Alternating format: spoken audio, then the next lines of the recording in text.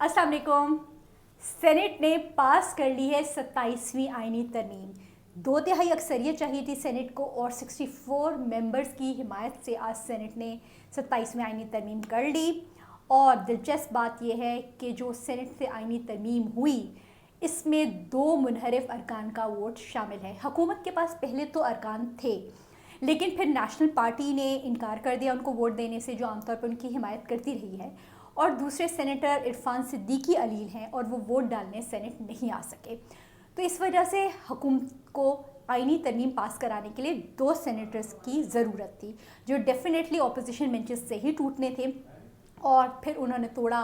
और 2 सेनेटर्स ने आके वोट दिया है इस सेनेट में जो आईनी तरमीम हुई है उसमें। उनमें एक हैं पाकिस्तान तहरीक इंसाफ से ताल्लुक़ रखने वाले सेनेटर सैफुल्लाह आबड़ो और दूसरे हैं JUIF से ताल्लुक़ रखने वाले सेनेटर अहमद ख़ान। सेनेटर अहमद ख़ान पहले बलूचिस्तान अवामी पार्टी से ताल्लुक़ रखते थे, जिसके बाद वो चले गए जमीयत उलमा इस्लाम फ़े में, उनके सेनेटर बन गए। जबकि सेनेटर सैफुल्लाह आबड़ो का ताल्लुक़ सिंध से और सेनेटर अहमद ख़ान का ताल्लुक़ है बलूचिस्तान से। तो ये एक बड़ा अपसेट था कि अपोजिशन बेंचेस से 2 अरकान को हुकूमत मुनहरिफ कराने में जो है वो कामयाब हो गई और उन दोनों ने जाके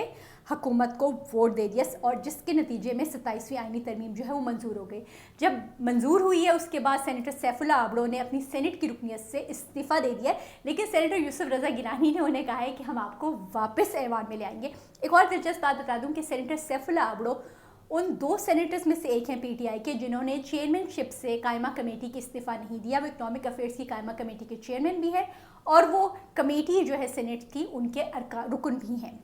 अच्छा, दिलचस्प बात यह भी है कि गुज़िश्ता रोज़ जब सेनेट का इजलास हो रहा था और आईनी तरामीम पर बहस हो रही थी तो सेनेटर सैफुल्लाह आबड़ो ने उस वक्त अपनी जब तकरीर की गुज़िश्ता रोज़, तो उन्होंने कहा कि मैं कुरान उठाकर कुरान पर हाथ रखकर इमरान खान की ईमानदार होने की गवाही देता हूँ। उन्होंने अपोजिशन हुकूमती बेंचेस की तरफ इशारा करते हुए कहा कि क्या आप कुरान उठाकर अपने लीडर के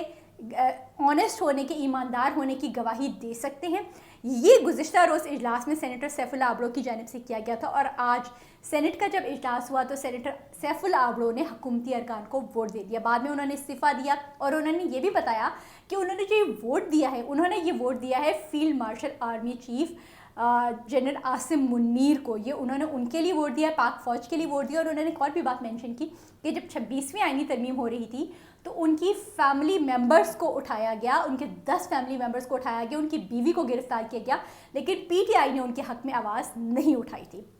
ये बात हो गई। अब हम शुरू करते हैं। जब आईनी तरमीम हो रही थी तो अपोजिशन बेंचेस पर जो PTI के अरकान हैं, JUIF के अरकान, वो मौजूद थे और उन्होंने एहतजाज शुरू कर दिया। जब पहले फ़ारूक नाइक ने जो है कायमा कमेटी की रिपोर्ट पेश की और उन्होंने बताया कि हमने कुछ अमेंडमेंट्स की हैं, जैसे जो सदारती इस्तिस्ना हासिल था उसमें ये शामिल कर दिया गया कि अगर सदर जो है वो पब्लिक ऑफिस होल्ड कर लेता है तो फिर उसको उस वक्त के लिए सदारती इस्तिस्ना नहीं मिलेगा। अच्छा, अब दिलचस्प बात ये हुई कि आईनी तरमीम पेश हुई। सेनेटर आज़म नज़ीर तारड़ जो वफाकी वज़ीर कानून है उन्होंने वो पेश की। PTI के अरकान ने एहतजाज शुरू कर दिया। PTI के उन्होंने जमहूरियत पर डाका और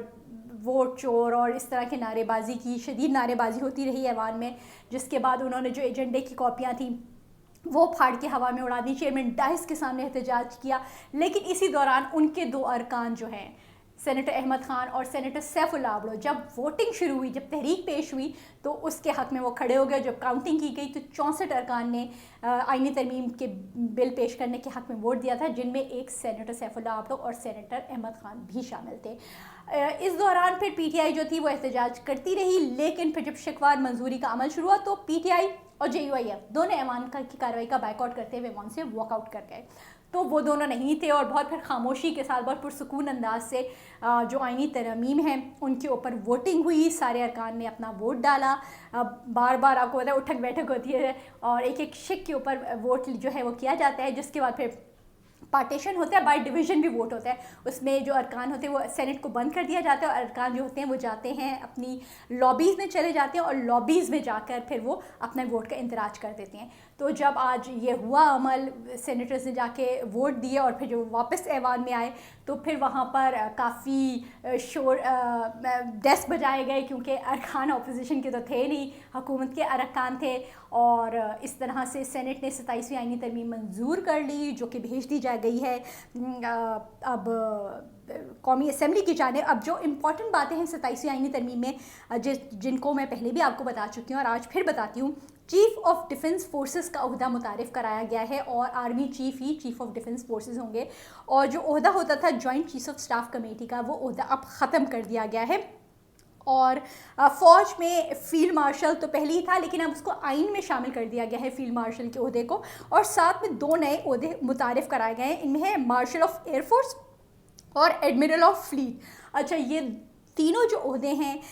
یہ تاحیات ہوں گے، یہ تاحیات وردی میں رہیں گے، اور ان کو صدارتی طرز کا استثناء حاصل ہوگا۔ ایک اور امپورٹنٹ امینڈمنٹ یہ ہے کہ صدر کے خلاف جو تاحیات کرمنل کارروائی نہیں ہو سکے گی، گورنر کے خلاف بھی نہیں ہو سکے گی، لیکن گورنر کے خلاف اس کے ٹینیور کے دوران ان دونوں کو گرفتار بھی نہیں کیا جا سکے گا۔ لیکن آج کیونکہ اس پہ کافی کنٹروورسی ہو رہی تھی، تو پھر آج جو سینٹ میں نے ترمیم منظور کی، اس میں کہا گیا کہ اگر صدر کوئی پبلک آفس ہولڈ کر لیتا ہے تو وہ پھر وہاں پر جو ہے وہ نہیں دے سکے گا، وہ اس کو پھر استثناء حاصل اس عرصے کے لیے نہیں ہوگا۔ اس کے ساتھ ساتھ آپ کو معلوم ہے کہ وفاقی آئینی عدالت قائم کر دی جائے گی، اور وفاقی آئینی عدالت جو ہے وہ سپریم کورٹ جو ہے وہ پابند ہوگی وفاقی آئینی عدالت کے فیصلوں پر، جبکہ وفاقی آئینی عدالت جو ہے وہ سپریم کورٹ کے فیصلوں پر پابند نہیں ہوگی۔ اور میں نے آپ سے پہلے بھی ڈسکس کیا تھا کہ جب آئین کے اوپر ترامیم پہ 3 دن، کیونکہ آج بھی بحث جاری رہی اور 2 روز پہلے بھی بحث ہوئی، ہفتے کو بھی ہوئی، اتوار کو بھی بحث ہوئی، اور پی ٹی آئی کے ارکان نے اس پہ تقاریر بھی کی، لیکن ان سب کو جو عدلیہ سے متعلق ترامیم تھی ان کے اوپر اعتراض تھا۔ زیادہ تر اس 1-2 ارکان کے علاوہ 243 یعنی کہ جو آرم فورسز سے متعلق ترامیم کی گئی ہیں، اس پہ پی ٹی آئی کی جانب سے کوئی اعتراض نہیں آیا، کوئی تقریر سامنے نہیں آئی۔ سینیٹر فیصل جاوید نے تقریر کی، سینیٹر علی ظفر نے تقریر کی، سینیٹر حامد خان، اعظم سواتی، آپ کو معلوم ہے یہ سب پی ٹی آئی کے بہت اہم رہنما ہیں، لیکن ان میں سے کسی نے 243 پر بات نہیں کی تھی، جس پہ پرویز رشید نے پوائنٹ آؤٹ کرتے ہوئے کہا تھا کہ لگتا ہے کہ آپ ان سب تقاریر سے، جو ان سب باقی سب ترامیم سے اتفاق کرتے ہیں، اسپیشلی انہوں نے 243 کی طرف ہی پوائنٹ آؤٹ کیا تھا، اور صرف پی ٹی آئی کو اعتراض ہے جو آئینی ترمیم ہوئی ہے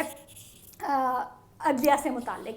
تو یہ صورتحال تھی، 3 دن کافی گرما گرمی رہی، کافی ڈیبیٹ بھی ہوئی سینیٹ کے اندر، پی ٹی آئی والے ارکان نے تقاریر بھی کی، اس کے علاوہ حکومتی بینچز کی جانب سے بھی تقاریر ہوئیں۔ 3 دن کافی ہلا گلا رہا، پورے دن اجلاس ہوتے رہے، لیکن آئینی ترمیم جو تھی، پھر ایک کمیٹی بیٹھی ہوئی تھی، قائمہ کمیٹی قانون و انصاف، انہوں نے آئینی ترمیم کر لی، اور آج بالآخر سینٹ نے اب منظور کر لی ہے۔ قومی اسمبلی بھی اب چلی گئی ہے، قومی اسمبلی جو ہے وہ اس کو اب پاس کرنے کی، پہلے وہ بھی ڈیبیٹ کر رہے ہیں اس کے اوپر، لیکن سب سے دلچسپ بات یہ ہے کہ اکثر لوگ اگنور کر رہے ہوتے ہیں کہ سینٹ میں کیا ہو رہا ہے۔ سینٹ میں تو کچھ نہیں ہوتا، لیکن ہمیشہ ہمارے ملک میں ہیپننگ چیزیں سینٹ میں ہوتی ہیں۔ آپ کو یاد ہے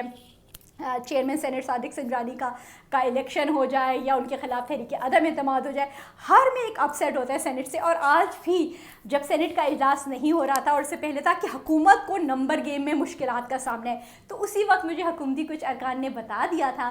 کہ 2 ارکان منحرف ہونے جا رہے ہیں، جن کا تعلق جے یو آئی ایف اور پی ٹی آئی سے، اور ایکسپیکٹڈ بھی تھا، تھوڑا بہت سب کو اب معلوم ہی تھا کہ یہ ارکان کون ہو سکتے ہیں۔ تو ان دونوں نے آج وہ منحرف ہو گئے، ان دونوں نے آئینی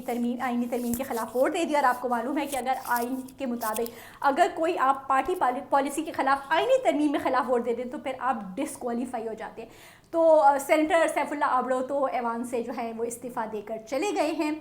لیکن اب